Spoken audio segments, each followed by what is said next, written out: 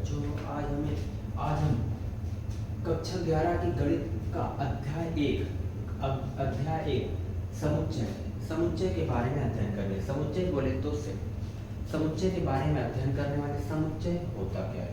उससे पहले समुच्चय की परिचय को आजकल के वर्तमान समय की जो गणित है, वर्तमान समय की गणित, उसमें हम समुच्चय का गहन अध्ययन करेंगे। समुच्चय जो होता है एकदम बेसिक लेवल, यहाँ से ये शुरुआती, ये बुनियादी समुच्चय जो बुनियादी स्तर की गणित है, बुनियादी स्तर की मतलब शुरुआती गणित है। समुच्चय एकदम अभी बोले तो ये एकदम फ्रेश टॉपिक है। समुच्चय जो हमारी एकदम फ्रेश टॉपिक, अभी पीछे से कोई, यही हमारा क्या है, बुनियादी स्तर बनता है। इस समुच्चय का जो होता है, समुच्चय से हमें आगे क्या होने वाला है, हम समुच्चय से हम संबंध और फलन कक्षा 12 में संबंध और फलन, आगे भी 11 में भी संबंध और फलन है, उसका उस संबंध और फलन को परिभाषित समुच्चय से ही किया जाता है। संबंध और फलन को परिभाषित समुच्चय से संबंध और फलन को परिभाषित किया जाता है। और ज्यामिति और प्रायिकता और त्रिकोणमिति जैसे टॉपिकों को समुच्चय से संबंधित किया है। समुच्चय से हम आसानी से उसे अध्ययन कर सकते हैं। प्रायिकता, ज्यामिति, त्रिकोणमिति, ऐसे अनेकों टॉपिक क्षेत्र, ऐसे अनेकों टॉपिक को हम क्या करते हैं, समुच्चय से सरलता से क्या कर सकते हैं, पढ़ सकते हैं। यहाँ पे देखो, समुच्चय का निर्माण समुच्चय को भाई बना है, समुच्चय को शुरू स्टार्ट की, समुच्चय के सिद्धांत का विकास, समुच्चय के सिद्धांत का विकास किसने किया? समुच्चय के सिद्धांत का विकास जर्मन गणितज्ञ जॉर्ज कैंटर ने, जर्मन गणितज्ञ जॉर्ज कैंटर ने किया। यहाँ देखो, जर्मन के एक गणितज्ञ थे जिनका नाम था जॉर्ज कैंटर। उन्होंने समुच्चय की शुरुआत की। समुच्चय उन्हीं ने समुच्चय का विकास, उन्हें समुच्चय का जनक कहा जाता है, जॉर्ज कैंटर। अगर प्रश्न पूछ दे समुच्चय का जनक कौन है, जॉर्ज कैंटर। जॉर्ज कैंटर क्या समुच्चय के जनक कहलाते हैं। अगर हम बात करें समुच्चय, उन्होंने कब से स्टार्ट की, वो उन्होंने समुच्चय का पहली बार, उन्हें समुच्चय कब मिला, वो उन्होंने बोले तो जॉर्ज कैंटर जी को त्रिकोणमिति के सवाल करते करते, उन्होंने त्रिकोणमिति के सवाल कर रहे थे, त्रिकोणमिति के सवाल को सरल करते करते उन्होंने पहली बार समुच्चय से भाई मुलाकात, समुच्चय से भाई परिचय हुआ। पहली बार उन्हें समुच्चय से परिचय कब हुआ, जब त्रिकोणमिति के सवाल क्या कर रहे थे, लगा रहे थे, त्रिकोणमिति के सवाल लगा रहे थे, उनको समुच्चय से पहली बार क्या हुआ, परिचय हुआ, मुलाकात हुई।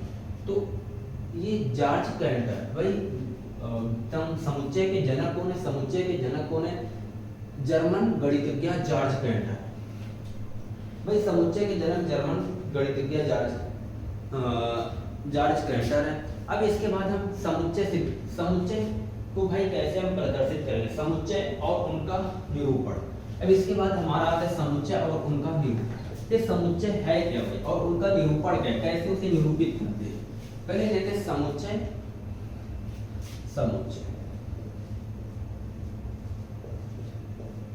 और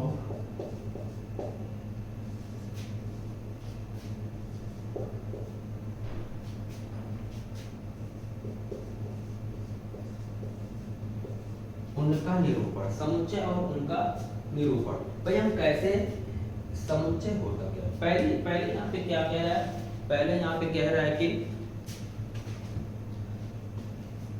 अगर मैं यहाँ से बात करूं, समुच्चय क्या कह रहा है, दैनिक जीवन में हम बहुत से वस्तुओं के संग्रह की चर्चा करते हैं। दैनिक जीवन में अगर हम बात करें, दैनिक जीवन में हमें अनेकों वस्तुओं के संग्रह होता है। संग्रह मतलब समूह। दैनिक जीवन में हमें ऐसे बहुत सारे संग्रह देखने को मिल जाएंगे बाबू। जैसे कि अगर मैं बात करूं, ताश के पत्ते, ताश की गड्डियों के पत्ते, ये भाई दैनिक जीवन में हमें प्राप्त हो गए। हर एक व्यक्ति के लिए ताश के जो पत्ते रहेंगे समान रहेंगे। हर एक व्यक्ति के लिए जो यहाँ ताश के पत्ते जो बनते हैं समान, जैसे कि कोई भी हर एक व्यक्ति जो रहेगा कहेगा ताश की गड्डी में 52 पत्ती होती है, 52 पत्ती होती है। और दूसरा क्या बन रहा है, व्यक्तियों की भीड़। और तीसरा क्रिकेट टीम। ये सारे क्या है, दैनिक जीवन के हमें समुच्चय। लेकिन गणितीय समुच्चय क्या बनता है हमारा, गणित में भी विभिन्न संग्रह मिलते हैं। गणित में भी हमें विभिन्न प्रकार के मिलते हैं, क्या विभिन्न प्रकार के संग्रह मिलते हैं। जैसे प्राकृतिक संख्याओं का समुच्चय। गणित की अगर मैं भाषा बोलूं तो गणित में क्या मिलेगा, प्राकृतिक संख्याओं का समुच्चय, प्राकृतिक संख्याओं का समुच्चय। और इसके बाद क्या मिलेगा, 10 से कम अभाज्य संख्या है। गणित की संख्याओं का समुच्चय, बिंदुओं का समुच्चय, अभाज्य संख्याओं का समुच्चय। अगर मैं गणित में कहूं, गणित में क्या संग्रह मिलेंगे, गणित में विभिन्न प्रकार के संग्रह क्या क्या होते हैं। गणित में विभिन्न प्रकार के बोले तो क्या क्या हमें मिल जाएंगे। पहला पॉइंट मिल जाएगा प्राकृत संख्या, प्राकृतिक संख्याओं का संग्रह, प्राकृतिक संख्याओं का संग्रह, प्राकृतिक संख्याओं का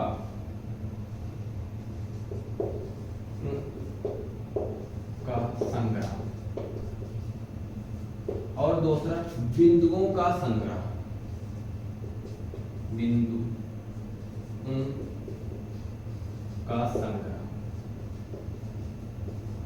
बिंदुओं का संग्रह। तीसरा अभाज्य संख्याओं का।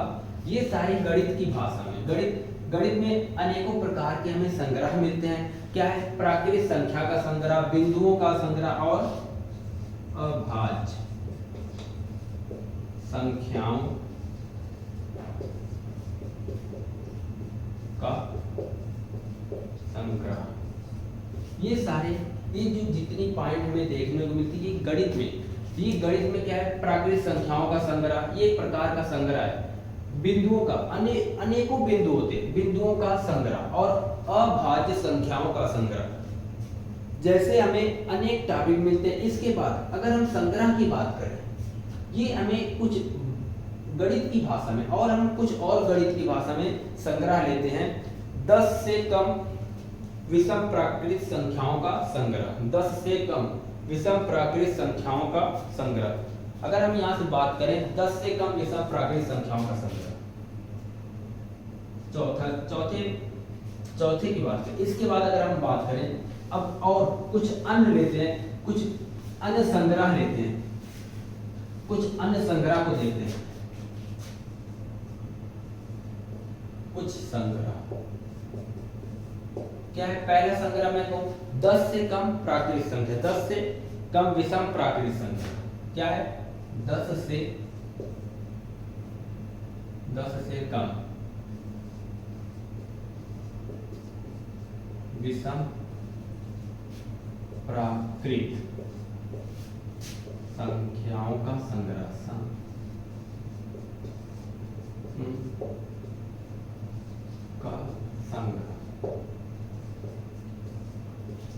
10 से कम विषम प्राकृतिक संख्याओं का संग्रह क्या हो सकता है, विषम प्राकृतिक संख्या।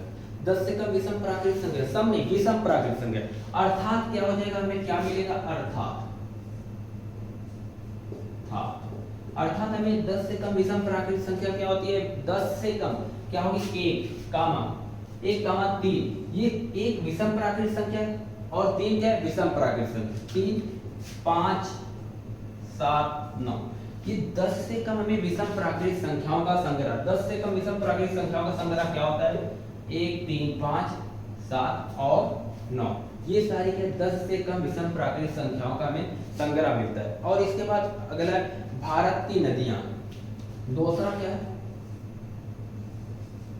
भारत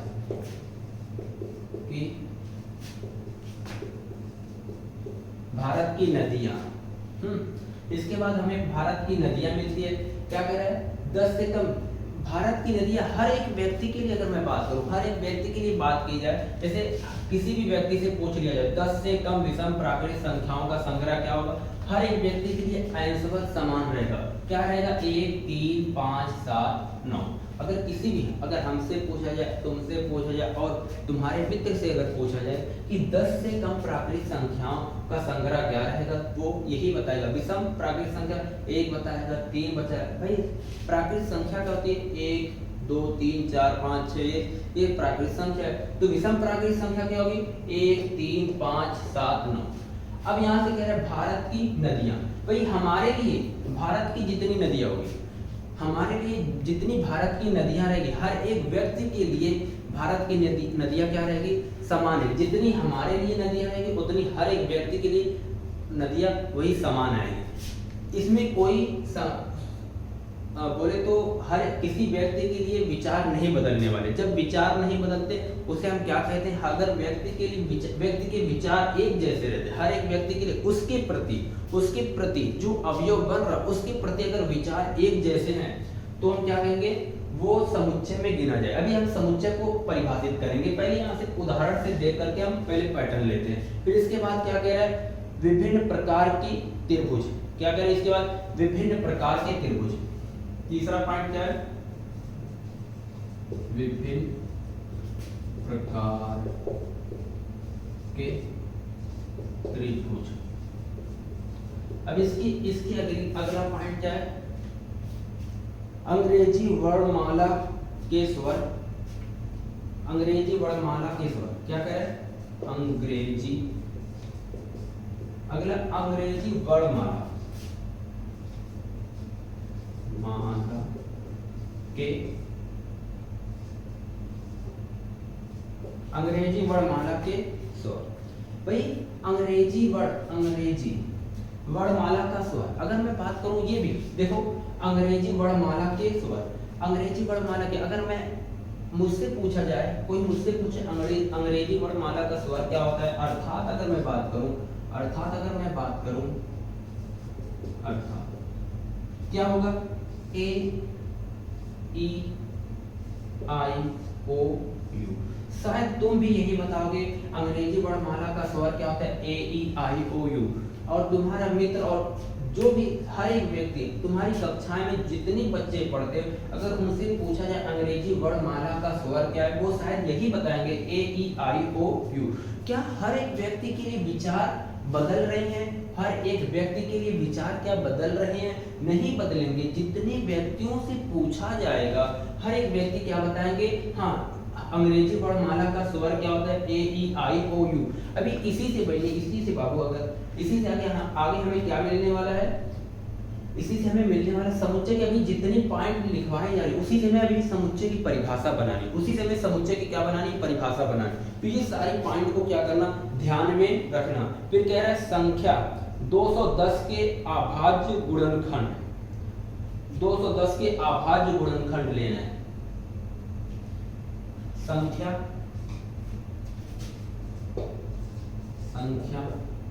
210 के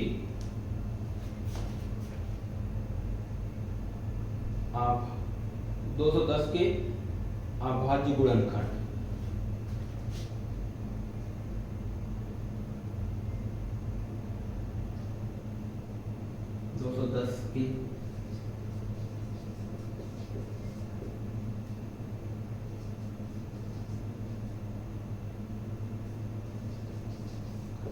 क्या बनेंगे? अभाज्य गुणनखंड। अभाज्य संख्या अगर मैं बात करूं, अभाज्य संख्या 210 के अभाज्य गुणनखंड की अगर मैं बात करूं, यहाँ पे थोड़ा सा अभाज्य संख्या की बात की जाए, 210 की अभाज्य संख्या अभाज्य गुणनखंड क्या क्या बनेगा भाई? 2 से, ये 210 किससे विभाजित हो रहा है? 2 से विभाजित हो रहा है, 2 से विभाजित हो रहा है। और 210 किससे विभाजित हो रहा है? 210 और किससे विभाजित हो रहा है? 210। इस पे थोड़ा सा ध्यान दे देना, ये हमारे प्रश्न में शायद अभाज्य गुणनखंड के स्थान पे शायद अभाज्य संख्या, अभाज्य गुणनखंड। भाई अभाज्य गुणनखंड में क्या मिलेगा? ये 2 से विभाजित हो रहा है, 3 से भी विभाजित हो रहा है, 3 से भी विभाजित हो रहा है, और ये 5 से भी विभाजित हो रहा है तथा 2 से भी कट रहा है, 3 से भी कट रहा है और 5 से, और ये 7 से भी क्या करेगा, और ये 7 से भी विभाजित होगा, और ये 7 से भी, और ये 7 से भी क्या होगा, और ये 7 से भी विभाजित हो रहा है। तो इसके अभाज्य गुणनखंड में क्या क्या आते हैं, 2 आते हैं, 3 आते हैं, 5 आते हैं और 7 आते हैं। 2 3 5 7 अभाज्य गुणनखंड में क्या क्या आता है, 2 3 5 और 7, ये अभाज्य गुणनखंड बनता है इसका। और इसके बाद अगला पॉइंट क्या करें, समीकरण की बात की है। समीकरण छठा पॉइंट दे दिया समीकरण। क्या समीकरण है, समीकरण में क्या दे दिया, x² माइनस में 5x प्लस में 6, माइनस में 5x प्लस में 6 बराबर 0। क्या कह रहा है कि के मूल इसका मूल क्या है, अर्थात अगर मैं बात करूं इसका मूल, अर्थात इसका मूल क्या है भाई, इसका अगर मान निकाला जाए, x का मान निकाला जाए क्या मिलेगा, अर्थात x का अगर मान निकाला जाए, इसे कैलकुलेट कर लेना, जोड़ने घटाने, ये द्विघात बहुपद है, इसका x का मान निकालना है। कह रहा है इसका मूल, बोले तो x का मान, तुम लोग x का मान निकाल सकते हो, पीछे की कक्षाओं में पढ़े हुए। इसका जो मान निकलेगा, बोले तो क्या निकलेगा, 2 और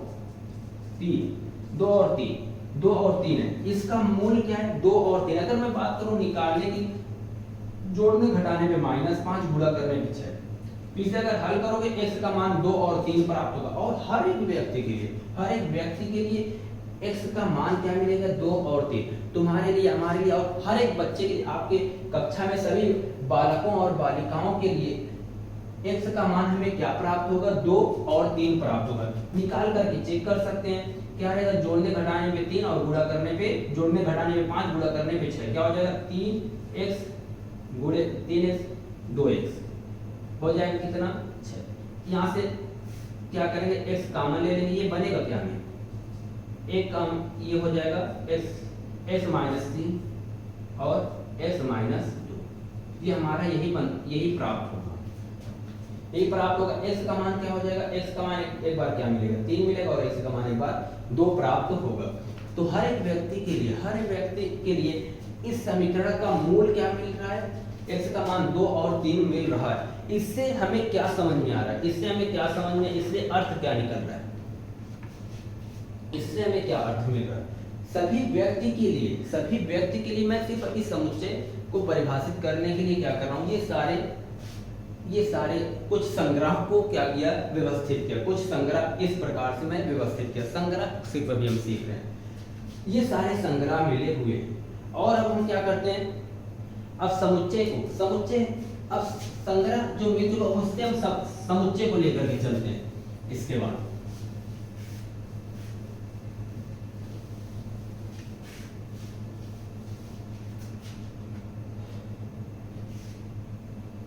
अब इसके बाद संग्रह मिल रहा है, अब इसके बाद हम समुच्चय कब मिल रहा है, संग्रह आखिरकार में है क्या, इसे हम परिभाषित कर ही देते हैं। कब इसे लेकर के चलते, समुच्चय को ही परिभाषित करना। समुच्चय होता क्या है,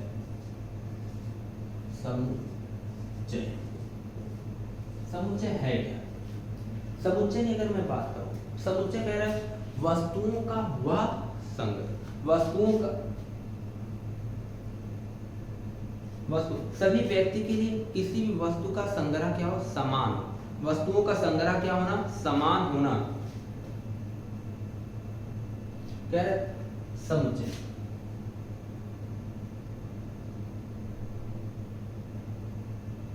वस्तुओं के संग्रह का समान होना,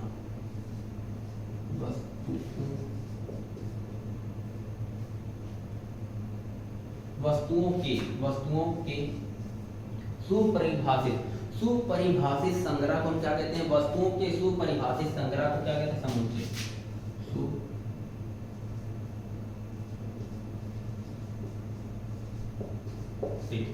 सुपरिभाषित संग्रह, वस्तुओं के सुपरिभाषित संग्रह को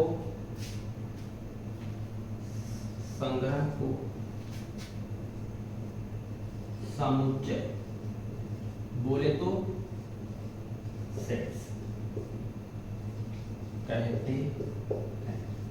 यहां सब एक चीज तुम्हें मिलेगी, वस्तुओं के सुपरिभाषित, सुपरिभाषित संग्रह। ये जो सुपरिभाषित संग्रह मिल रहा है ये क्या है?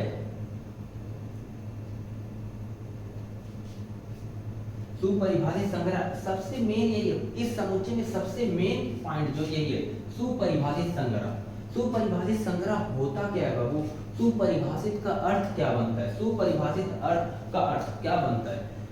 सुपरिभाषित का अगर मैं अर्थ यहाँ पे बोलूं, सुपरिभाषित का अर्थ क्या होता है? हर एक व्यक्ति के लिए जो उसमें अवयव बनते हैं, जो उसमें सदस्य बनते हैं, बोले तो जो समूह है, संग्रह बोले तो समूह, संग्रह बोले तो क्या है? समूह। जो समूह है उसमें बोले तो हर एक समूह, पूरे समूह में जो अवयव, जो यहाँ पे अगर मैं समूह की मैं बात करूं, इसे पहले लेकर के चलता हूं, हर व्यक्ति के लिए,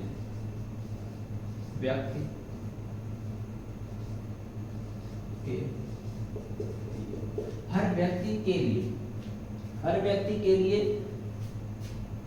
संग्रह के अवयव बदलने नहीं चाहिए। हर व्यक्ति के लिए संग्रह के सदस्य जो है वो बदलना नहीं चाहिए। हर व्यक्ति के लिए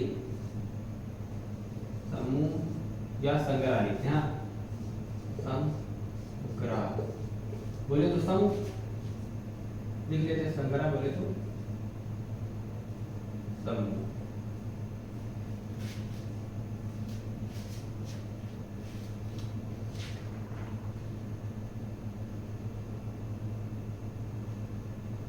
संग्रह बोले समूह।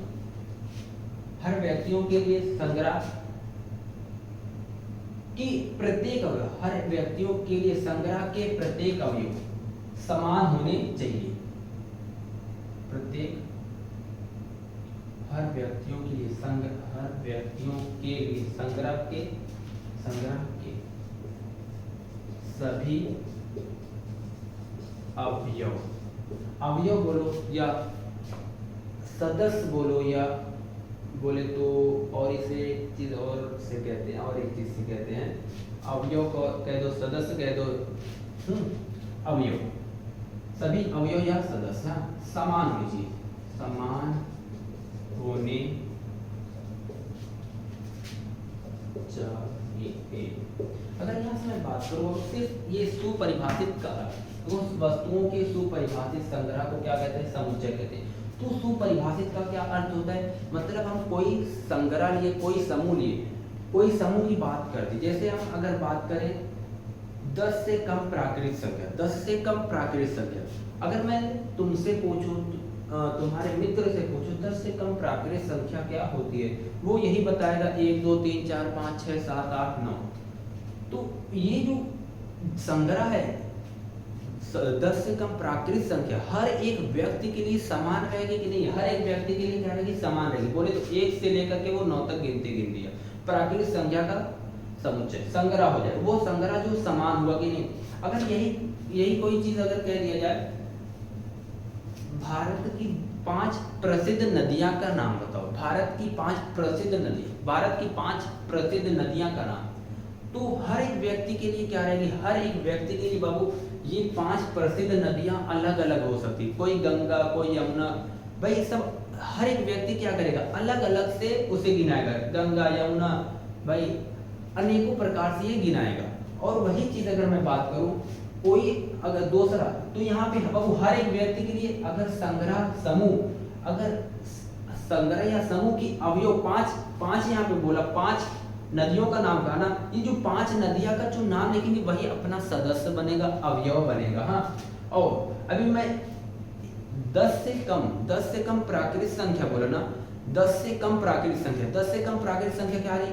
1 2 3 4 5 6 7 8 9। इस पूरे सदस्य में, इस पूरे समूह में 1 से 9 तक गिनती, ये उसकी अवयव बन रहे, इस संग्रह के क्या बन रहे? अवयव बन रहे। और जो 5 नदियों का नाम लिखना, हर एक व्यक्ति के लिए 5 नदियां अलग अलग रहेगी, और 10 से कम प्राकृतिक संख्या हर व्यक्ति के लिए समान रहेगी। तो हर एक व्यक्ति के लिए संग्रह या समूह के सभी अवयव समान होने चाहिए। सुपरिभाषित का अर्थ यही होता है। सुपरिभाषित का अर्थ क्या होता है? सभी व्यक्तियों के लिए अवयव समान होना ही सुपरिभाषित कहलाता है। तो यहाँ से हमें ये समुच्चय की हमारी परिभाषा बनती है बाबू, इसे उतारना चाहो उतार। और हम और कुछ अन्य समुच्चय को देखेंगे, जैसे ये समुच्चय की परिभाषा होगी और कुछ अन्य समुच्चय को ध्यान में रख करके चलते हैं। जैसे क्या है? एन अपना क्या है? एन प्राकृत संख्याओं का समुच्चय। इस चीज को नोट कर लेना, एन प्राकृत संख्याओं का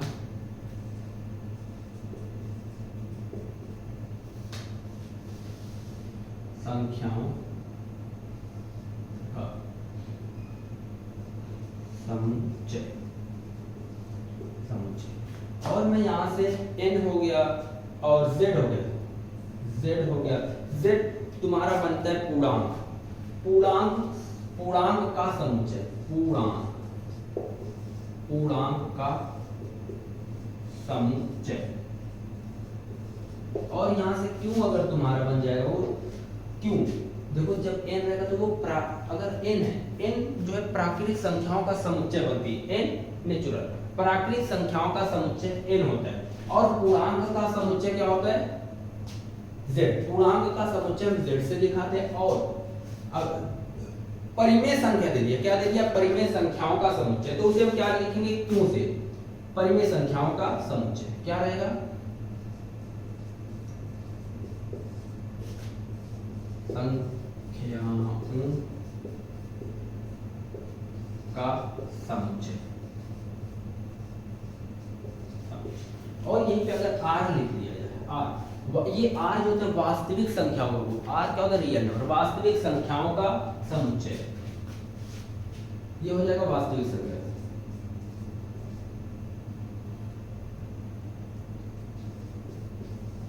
वास्तविक संख्याओं का समुच्चय, वास्तविक संख्याओं का समुच्चय। और अगर यहीं पे हमें क्या दे दे? प्लस में z दे दे, प्लस में z दे दे, तो धन पूर्णांक का समुच्चय क्या हो जाएगा? ये धन, अगर प्लस में रहेगा तो धन, अगर माइनस में आ गया तो ऋण पूर्णांक का समुच्चय। अगर प्लस में रहेगा तो धन पूर्णांक। देखो z पे क्या लग गया? वो प्लस का, तो ये z है, z पूर्णांक है, तो ये अगर प्लस लगे सिर्फ धन पूर्णांक रहेगा, धन पूर्णांक का समुच्चय। अगर यहीं पे क्यों पे अगर प्लस लग गया, क्यों क्या है? परिमेय संख्या, तो धन परिमेय संख्या, क्या? धन परिमेय संख्या का समुच्चय क्या हो जाएगा? धन परिमेय संख्या, धन परिमेय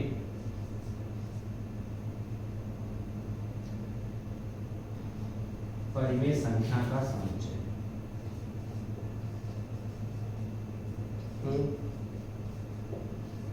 का समुच्चय। अगर यहीं से हम बात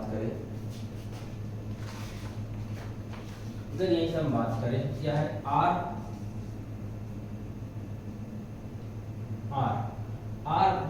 r के ऊपर अगर प्लस लगा दीजिए तो धन, बोले तो धन, ये r वास्तविक संख्याओं का समुच्चय, तो r प्लस क्या हो जाएगा? धन वास्तविक संख्या का, धन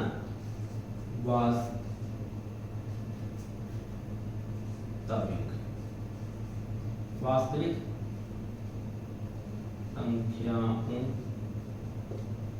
संख्याओं का समुच्चय,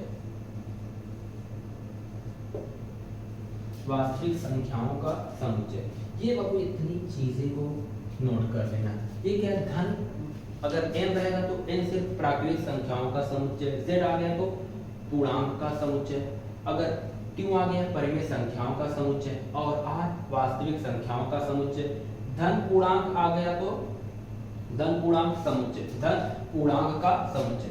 अगर q प्लस रहेगा तो धन परिमेय संख्याओं का समुच्चय, अगर प्लस में धन r प्लस में रहेगा तो धन वास्तविक संख्याओं का समुच्चय हमारा बनेगा। अब इसके बाद हमारा क्या होगा? ये इसे नोट कर लेना। इसके बाद क्या कह रहे हैं हमें? यहाँ से एक पॉइंट क्या कह रहा है भाई हमारा, क्या कह रहा है, विश्व के 5 सर्वाधिक विख्यात, विश्व के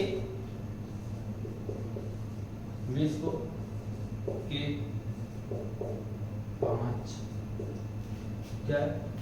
सर्वाधिक,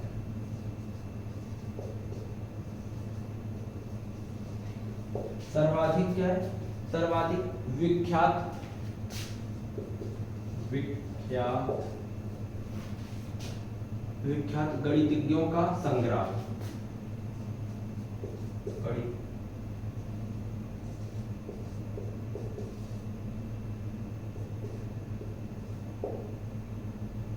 का संग्रह, गणितज्ञों का संग्रह।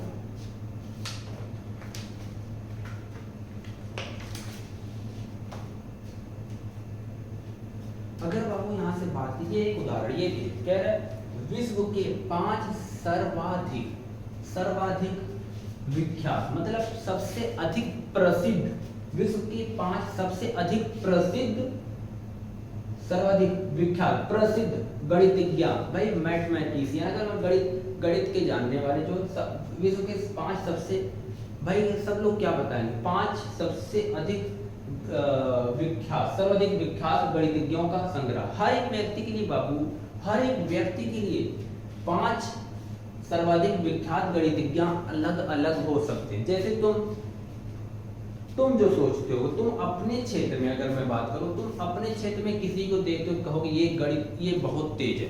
जैसे तुम अपने देश में जैसे रामानुजन और ऐसे अनेकों गणितज्ञ जो रहेंगे तुम्हारे लिए क्या रहेंगे, सर्वाधिक विख्यात रहेंगे विश्व में। और ऐसे करके बहुत सारे जो रहेंगे, 5 नाम में देना, सिर्फ 5 नाम देना, और हम क्या करेंगे अपने हिसाब से हर एक व्यक्ति के लिए अलग अलग सर्वाधिक विख्यात हर एक व्यक्ति अलग अलग हो सकते हैं। तो ये जो शब्द, ये जो संग्रह है, ये जो संग्रह हमारा बनता है ना, ये हर एक व्यक्ति के लिए क्या है, सुपरिभाषित नहीं है। ये क्या है, सभी व्यक्तियों के लिए क्या है, सुपरिभाषित नहीं, जो एक या सुपरिभाषित संग्रह नहीं है। यहां से ये समुच्चय नहीं है। क्यों नहीं है? यह समुच्चय नहीं है, यह समुच्चय नहीं है। क्यों नहीं? क्योंकि ये सुपरिभाषित नहीं है, सुपरिभाषित समुच्चय नहीं है। यह सुपरिभाषित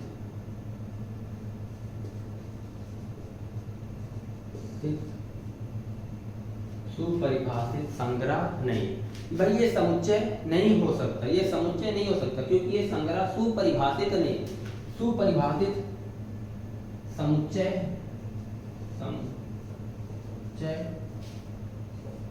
नहीं है।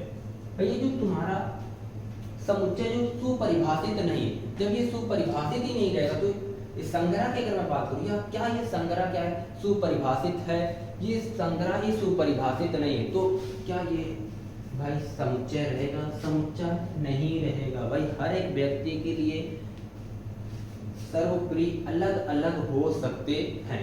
इसके बाद बाबू हमें मिलने वाला है समुच्चय को लिखते कैसे, समुच्चय का निरूपण मिला था ना, अभी हेडिंग हम क्या डाले थे, समुच्चय का निरूपण, हम कैसे निरूपित करते हैं। अब इसके बाद हमें समुच्चय को निरूपित करना है। समुच्चय को 2 प्रकार से हम निरूपित करते हैं।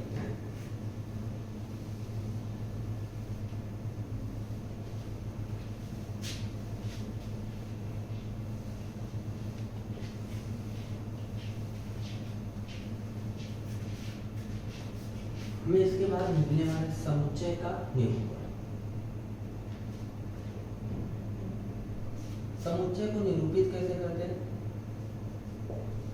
समुच्चय का निरूपण,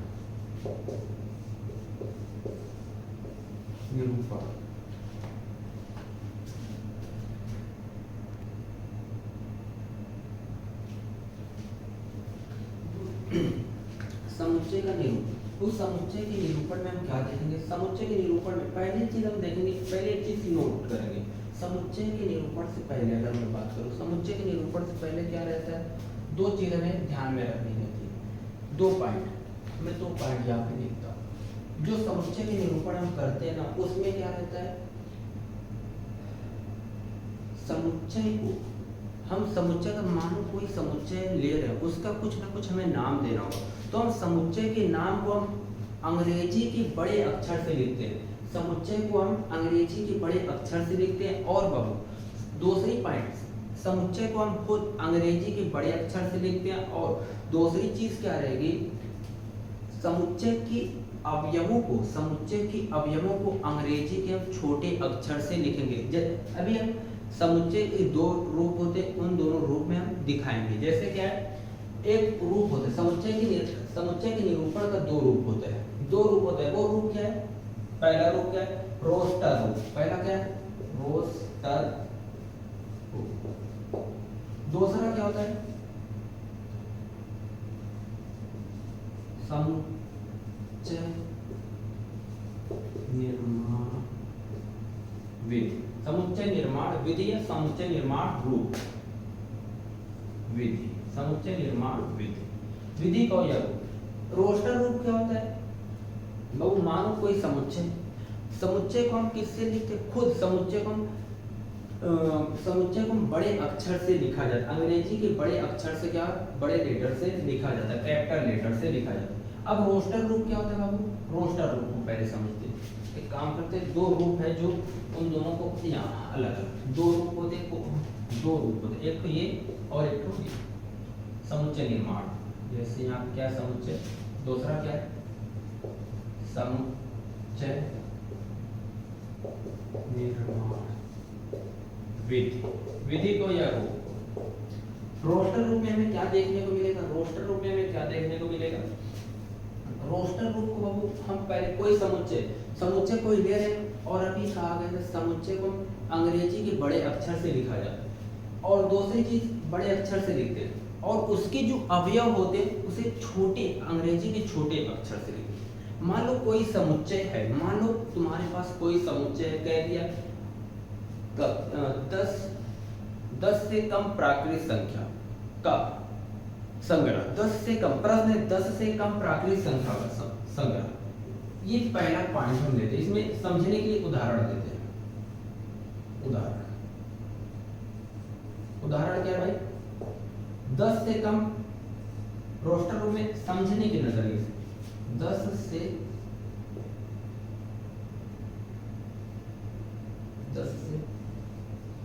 कम प्राकृत संख्या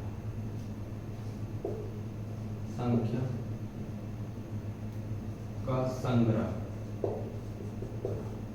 तो 10 से कम प्राकृत संख्या का संग्रह की अगर मैं बात करूं, इसे रोस्टर रूप में लिखना होगा तो क्या लिखेंगे बाबू, पहली चीज 10 से कम प्राकृत संख्या क्या होगी, 1 2 3 4 5 6 7 8 9। 10 से कम प्राकृत संख्या बाबू यही बनती है, और हर एक अवयव ये समुच्चय का अवयव होगा बाबू, ये समुच्चय का अवयव 1 2 3 4 10 से कम प्राकृत संख्या है, और हर एक अवयव को अर्धविराम बोले तो कामा से क्या करते हैं, अलग करते हैं। हर एक अवयव को, समुच्चय के हर एक अवयव को क्या करते हैं, कामा से क्या करते हैं, अलग करते हैं, अर्धविराम से क्या करते हैं, अलग करते हैं। और समुच्चय को हम के मझले कोष्ठक में, कोई भी समुच्चय है उसे हम किस कोष्ठक में, मझले कोष्ठक में क्या करते हैं, लिखते हैं। समुच्चय को हम मझले कोष्ठक में लिखते हैं। और क्या कह रहा है, समुच्चय को हम अंग्रेजी के बड़े अक्षर से लिखा जाता है। समुच्चय का नाम क्या दिया जाता है, अंग्रेजी के बड़े अक्षर से नाम दिया जाता है। तो वो रोस्टर ग्रुप क्या होता है, समुच्चय कोई भी संग्रह दे देगा, जैसे 10 से कम प्राकृत संख्याओं का संग्रह, ये संग्रह दिया हुआ है, इसे हमें रोस्टर रूप में लिखने पड़े। तो क्या लिखेंगे, 10 से कम सारी प्राकृत संख्या लिख लीजिए, सारी प्राकृत संख्या को लिखेंगे और उसे अर्धविराम के द्वारा अलग करेंगे। प्रत्येक अवयव को अर्धविराम के द्वारा क्या किया जाएगा, अलग करके उसे मझले कोष्ठक में लिख देंगे। इस वाली विधि को हम क्या कहते हैं, रोस्टर विधि कहते हैं, रोस्टर रूप कहते हैं। प्रत्येक अवयव को अर्धविराम के द्वारा, हर एक अवयव को लिखा जाएगा और हर अवयव को क्या अर्धविराम के द्वारा क्या किया जाएगा, अलग किया जाएगा। और उसका नाम क्या है, समुच्चय का नाम हमने ए दिया है। अब यही चीज अगर यही प्रश्न को हमें समुच्चय निर्माण, एक काम करते हैं, एक और उदाहरण देते हैं। अंग्रेजी वर्णमाला के स्वर क्या है?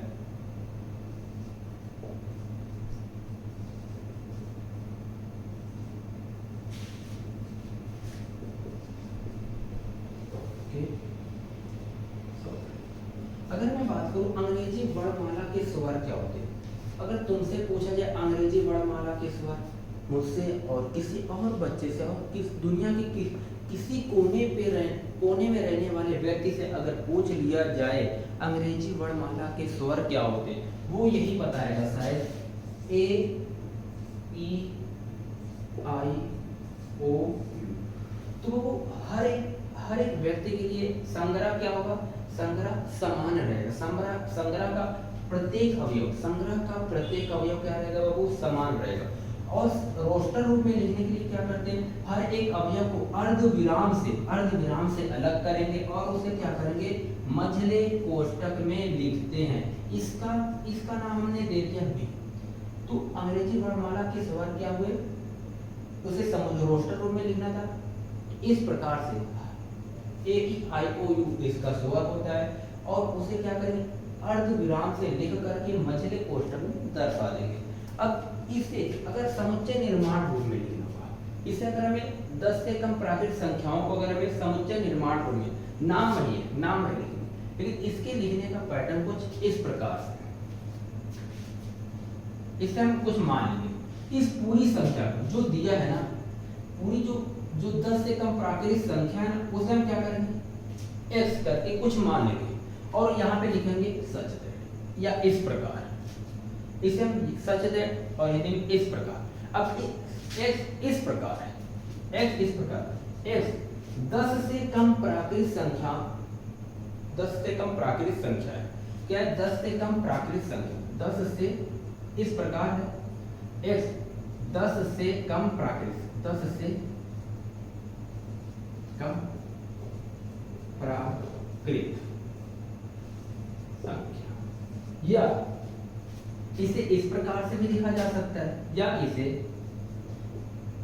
इस प्रकार से लिखा जा सकता है, x सच दैट। बाबू एक चीज को देखना, पूरे को जितने अवयव रहेंगे सबको हम कुछ मान लेंगे। क्या माना? x माना। अब भाई x कैसा है, अब उसे बताना होगा। ये देखो x सच दैट, x भाई है कैसा? इस प्रकार। x कैसा? इस प्रकार। किस प्रकार? कि x जो है 10 से कम प्राकृतिक संख्या है। 10 से कम क्या है? प्राकृतिक संख्या है। अगर वही चीज मैं करूं, इसे दूसरे मेथड से भी लिखा जा सकता है। x क्या है? इस प्रकार कि x बिलोंग्स टू,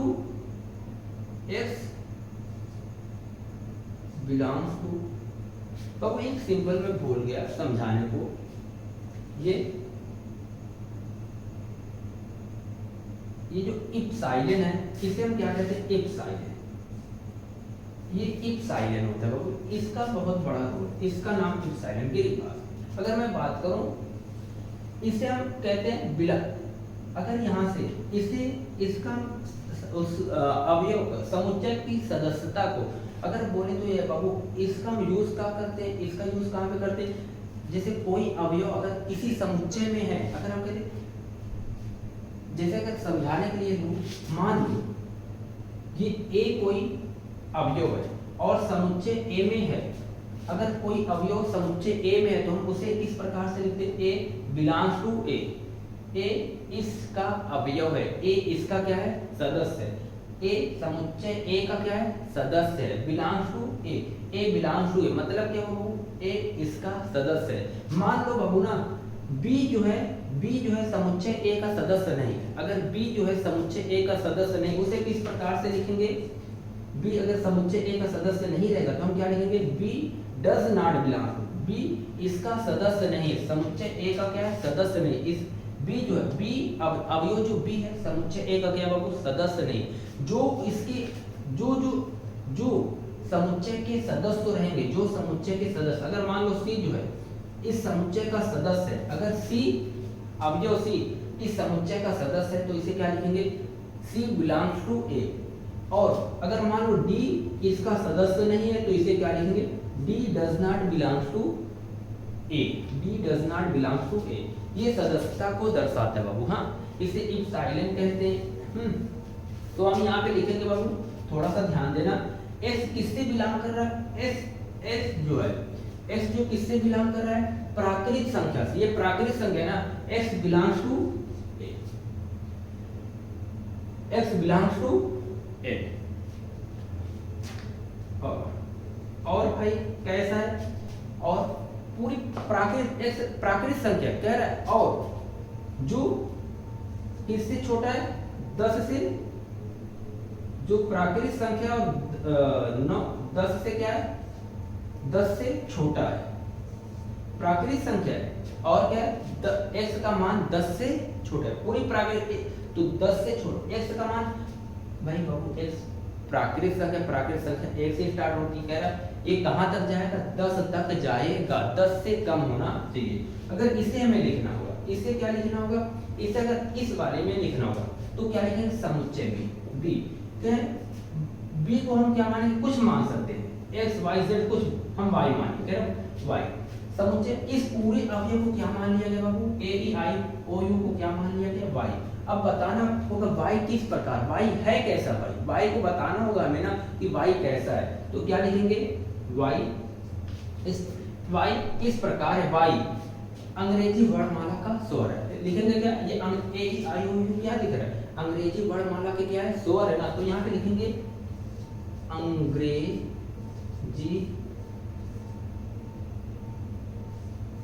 वर्णमाला का स्वर है।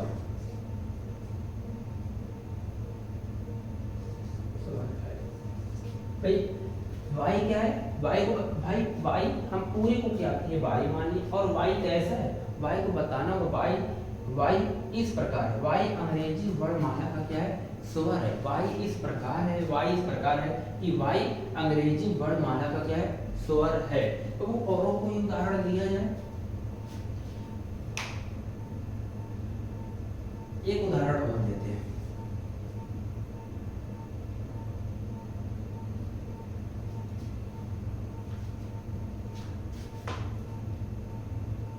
देखते हैं